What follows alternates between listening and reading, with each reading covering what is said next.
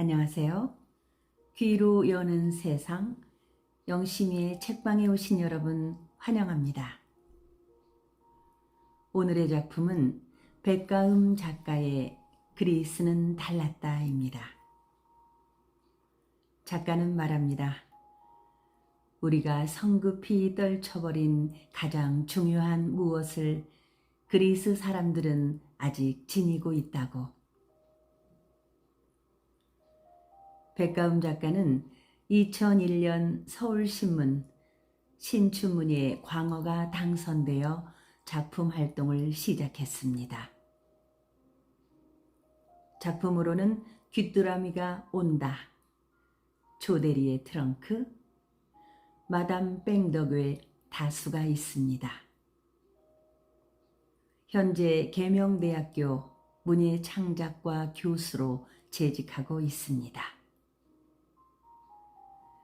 그저 끌림으로 그리스로 지금 떠납니다. 태양으로 날아간 풍선. 백가흠. 불가리아 소피아에서 온 소피아 베르바토프는 그리스에 온 지 반년이 지났다. 그리스 북부 도시인 테살로니키까지 버스로 3시간 반, 아테네까지 기차로 5시간. 멀지 않은 거리였지만 그녀는 아테네까지 오는데 6개월이라는 시간이 걸렸다. 같이 그리스에 왔던 그녀의 오빠 디미타르는 얼마 전 불가리아로 다시 돌아갔다. 소피아 가족은 소피아 근교에서 감자와 콩, 옥수수를 재배하고 10여 마리의 소와 20마리의 양, 3마리의 말을 키우며 살았다. 그들은 살면서 한 번도 어떤 것에 풍족했던 적이 없었다. 살림은 언제나 제자리였고 디미타르와 소피아에겐 아무런 희망도 없었다. 도시는 작았고 그들에게 허락된 어떤 일자리도 없었다. 소피아는 미술대학을 나왔지만 전공을 살려 취직을 하는 것은 무척 힘든 일이었고 도시에서 학교를 마치자 그녀의 오빠처럼 농장 일을 돕기 위해 집으로 돌아왔다. 내 식구가 고되게 일을 해도 대가는 얄팍하기만 했다. 남매의 부모님은 부쩍 늙어갔고 2 남매가 감내해야 하는 일은 점점 늘어나기만 했다. 아버지, 차라리 임금이 싸니 일꾼을 쓰는 게 좋겠어요. 대신 저희들이 그리스로 나가서 돈을 벌게요. 그리스에는 큰 도시가 많으니까 여기보다는 훨씬 사정이 나을 거예요. 자리를 잡게 되면 모시러 올게요. 곧 같이 모여서 살 수 있을 거예요. 제안을 한 건 디미타르였다. 값싼 노동력의 불가리아에서 가족 모두를 위한 현명한 판단이었다. 너희들에게 아무것도 해줄 게 없구나. 도시에서 대학까지 나왔지만 몇 년째 농장에서 젊음을 허비하는 아들을 보며 부모도 마음이 좋지 않던 터였다. 아버지가 주신 사랑이면 충분해요. 그건 우리를 살게 하는 동력이라고요. 아버지 탓도 아니잖아요. 항상 감사하게 생각해요. 소피아가 오빠의 말에 가만히 고개를 끄덕였다. 소피아, 너도 꼭 가야만 하니? 엄마가 눈물을 훔치며 작은 목소리로 말했다. 분명 도시에 소피아와 제가 할 일을 찾을 수 있을 거예요. 제가 잘 돌볼 테니 엄마 너무 걱정하지 말아요. 부모도 어찌할 도리가 없었다. 젊은 날에 가득 드리워진 절망과 가난이 모두의 발목을 잡았다.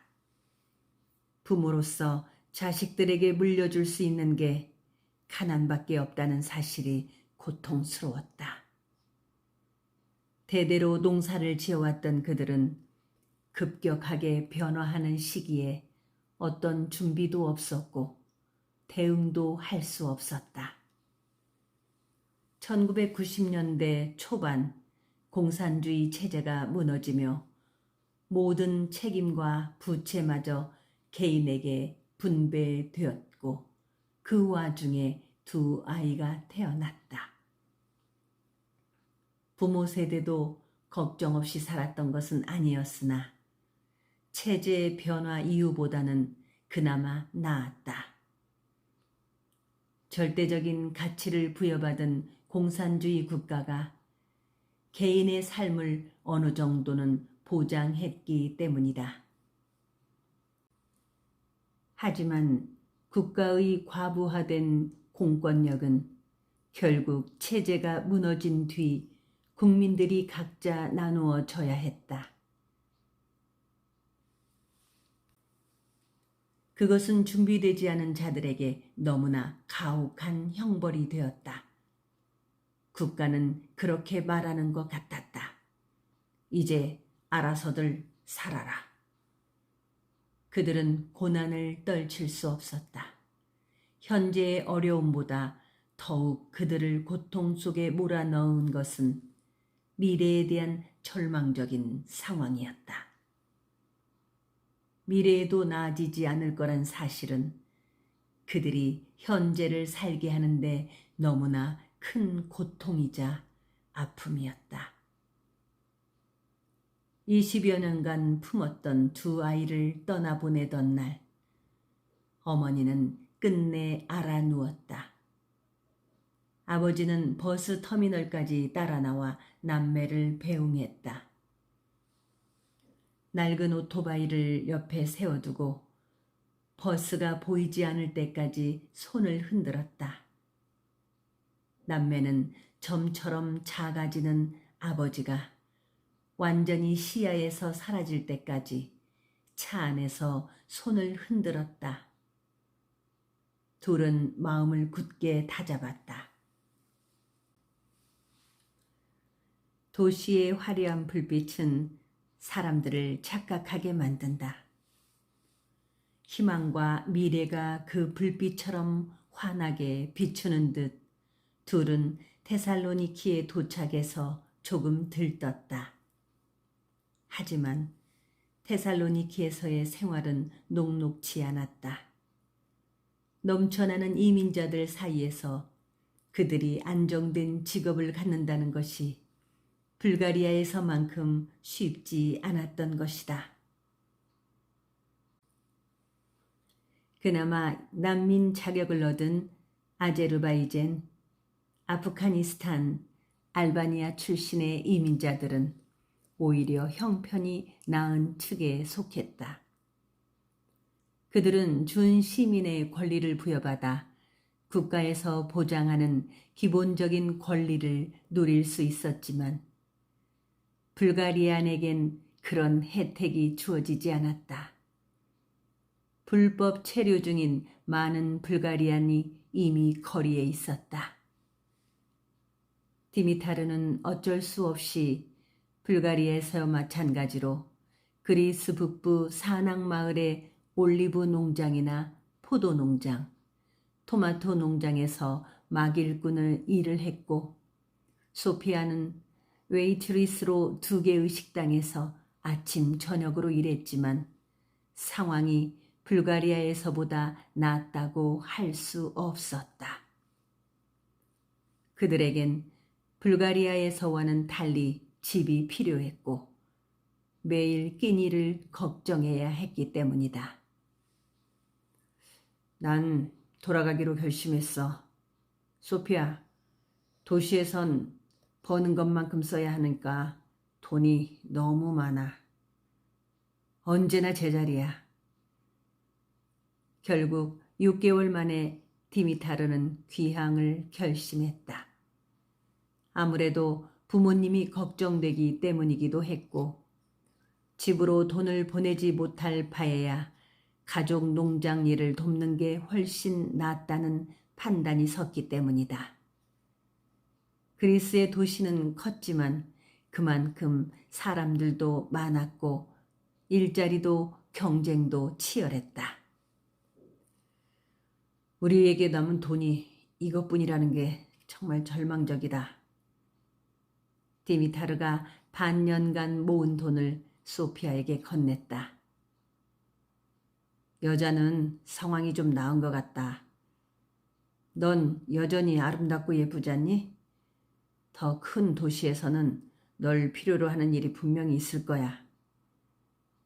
소피아는 오빠와 헤어지는 것이 서운하고 혼자 남는 게 겁이 나서 오빠를 따라 집으로 돌아가려 했지만 디미타르는 그녀를 말렸다. 농장으로 돌아간다고 해도 내가 할 수 있는 일이 없다는 걸 알잖아. 그리스에 남아서 성공해. 내가 가족을 잊지 않는다면 곧 좋은 날이 올 거야. 넌 착하고 아름답잖아. 오빠가 불가리아로 돌아가던 날 그녀는 아테네행 기차에 몸을 실었다. 오빠가 아테네에 있는 친구에게 연락을 해놓아서 막막함은 덜했지만 불안감은 사라지지 않았다. 흐리스토 페트로프에게 부탁을 해놓았으니까 소피아, 큰 걱정은 하지 않아도 될 거야. 나와 대학 때 내내 붙어 다닌 친구라고.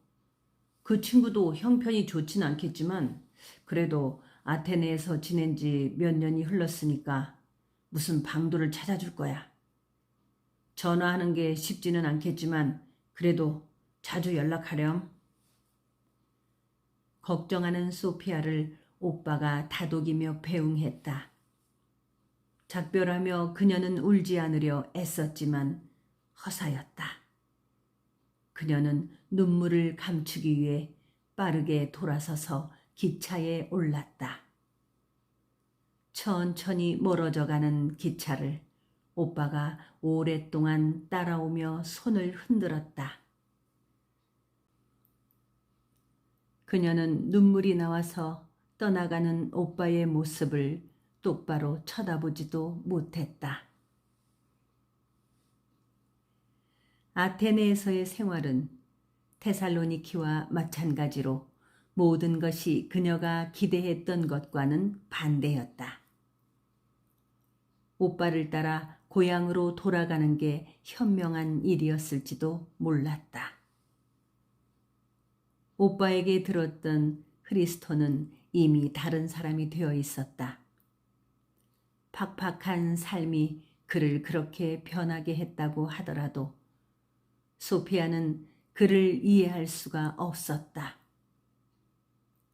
디미타르와 그녀가 6개월 동안 모은 돈을 일자리 소개와 방을 구한다는 명목으로 하루 만에 모두 흐리스토에게 빼앗겼다. 소개받은 일자리도 오모니아 스트릿바에서 비키니를 입고 이민자들을 상대로 서빙을 보는 일이었다. 그녀는 오빠에게 이 모든 사실을 말할 수 없었다. 결국 그녀는 며칠 만에 그곳을 나왔다. 오모니아에서 얻은 쪽방에서 쫓겨나지 않는 것을 다행이라 여겨야만 했다. 그마저도 한 달치 방세밖에 지불하지 않아서 당장 다음 달 방세를 구해야만 했다. 넌 운이 좋은 아이야. 옛 친구의 정을 생각해서 너를 팔아넘기지 않은 걸 감사해야 해, 소피아. 이곳은 우리가 꿈꿔온 그런 곳이 아니야. 이민자들에겐 똑같이 힘든 곳이라고. 날 원망하지 말아다오. 내가 준 돈은 이미 널 내보내는 조건으로 그들에게 지불했어. 그가 한 말은 사실이었다. 일했던 바에서 몸을 파는 여성 대부분이 그녀와 비슷한 경우였다. 서빙을 보다가 감당하지 못할 생활고로 매춘에 뛰어들었고 결국 창녀가 되어서 구시내를 잠식하고 있는 러시아계 마피아의 영향력을 벗어나지 못하게 되었다. 짧은 시간 안에 인생의 나락으로 떨어진 여자들을 소피아는 그곳에서 목격했다. 하지만 당신은 그런 것을 처음부터 사실대로 말해야 했어요. 크리스토를 원망할 수 없었던 이유는 그의 삶도 피폐해질 대로 피폐해져 어떤 희망도 없었기 때문이다. 소매치기나 도둑질을 하지 않고 살고 있는 것만으로 다행이라고 여길 정도였다. 크리스토가 다른 일자리를 알아봐 주겠다고 했지만 그녀는 다시 그를 만날 생각이 없었다. 이거라도 팔아볼래? 한 식당의 웨이터가 그녀에게 말을 걸었다. 일자리를 구하러 다닌 지 3일 만이었고 아테네에 온 지 일주일째였다. 너를 3일째 보는 것 같아. 시내에는 일자리 없어. 혹시 오늘 또 널 보게 되면 주려고 구해놓은 거야? 그가 측은한 눈으로 그녀를 바라보았다. 난 우크라이나에서 온 지 2년 됐어. 내 모습이 꼭 처음에 날 보는 것 같다. 내 표정에 얼마나 근심이 가득한지 모르지? 작은 도움만 있으면 견딜 수 있는데 말이야. 난 돈 없어. 그녀는 남자가 들고 있는 풍선 한 묶음을 쳐다보며 울상이 되었다. 넌 내게 10유로 빚을 진 거야. 그가 그녀에게 풍선을 건넸다. 20개의 형형색색 풍선이 하늘로 도망가려 안간 힘을 썼다. 그녀는 터지려는 울음을 꾹 참았다. 지낼 곳은 있는 거야? 오모니아에서 지내고 있어. 대부분 이민자가 도시에 들어오면 지내는 곳이지. 이곳 현지 사람들은 이제 그곳을 버렸거든. 돈을 조금 벌게 된다면 더 나은 곳으로 옮길 수 있을 거야. 아테네 남쪽으로 말이야. 맞아. 그곳에는 중국인들과 이민자들밖에 없어. 사창가와 그곳을 드나드는 남자들 뿐이야. 이 풍선을 다 판다면 넌 30유로를 벌 수 있을 거야. 하루에 그 정도를 팔 수 있다면 벌이가 아주 나쁜 것은 아니라고. 고마워. 난 소피아야. 난 비아체슬라플레니야. 그냥 비아라고 불러. 오늘 뭐 좀 먹었어? 아니, 아직. 실은 어제도 한 끼도 못 먹었어. 빵과 올리브유를 좀 줄게. 그녀는 도시에 온 후 처음 받아보는 온정에 흐르는 눈물이 멈추지 않았다. 모두 내가 가진 아름다움과 착함에 대한 배려이니까 미안해하지도 말고 고마워할 필요도 없어. 고마워. 꼭 잊지 않을게. 그렇게 그녀는 비아의 도움으로 풍선을 파는 아가씨가 되었다. 그녀는 모나스티라키에서 에무르, 신타그마 광장에 이르는 넓은 거리를 열심히 누볐다. 반나절을 그렇게 돌아다니자 2유로 하는 풍선 3개를 팔았다. 햇빛이 강렬해진 오후가 되자 그녀는 아테네 남부 해변으로 트램을 타고 갔다. 천장에 몰린 캐릭터 풍선들로 트레만의 사람들은 즐거워했다. 사람들이 즐거워하는 모습을 보자 조금이나마 위안이 되었다. 해변에선 오후 내내 풍선 2개를 팔았다. 걱정 가득했던 그녀의 표정이 좀 누그러졌다. 그는 2유로를 주고 빵과 물을 사 먹었다. 잠깐이라도 쉴 때면 가족이 떠올랐다. 때마다 돌아가고 싶은 마음이 커졌지만 그녀는 차분하게 그런 마음을 바깥으로 밀어냈다. 오늘 풍선 20개를 팔아야 돼. 소피야. 그녀는 혼자 중얼거렸다. 오후가 되자 그녀는 시내로 돌아와 더욱 열심히 거리를 누볐다. 관광객이 많은 아크로폴리스 언덕과 플라카, 다시 시장과 쇼핑가인 모나스티라키, 키시아를 걸으며 그녀는 쉬지 않고 강력한 태양 아래 부푼 희망을 열심히 팔았다. 아주 천천히 해가 서쪽으로 허물어지고 있었다. 관광객들이 붐비는 모나스티라키에서 키시아로 연결된 시장에 들어섰을 때 누군가가 그녀의 팔을 툭 쳤다. 미처 잡을 새 없이 풍선이 흩어지며 하늘로 날아올랐다. 관광객들은 가던 길을 멈추고 하늘로 제각기 길을 찾아 떠나는 아름다운 풍선들의 비행을 바라보았다. 동시에 그녀는 울음이 터졌다. 여긴 내 구역이야. 다른 데로 꺼지라고. 그녀는 겁이 나서 똑바로 그 남자의 얼굴을 바라보지도 못했다. 그녀는 흐르는 눈물을 재빠르게 훔치며 자리를 피했다.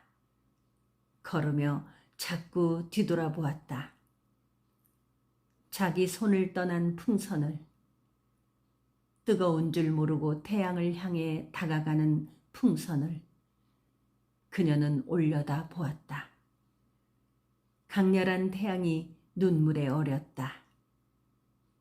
그녀는 눈물을 훔치며 그나마 비아에게 갚을 10유로가 있어서 다행이라고 생각했다.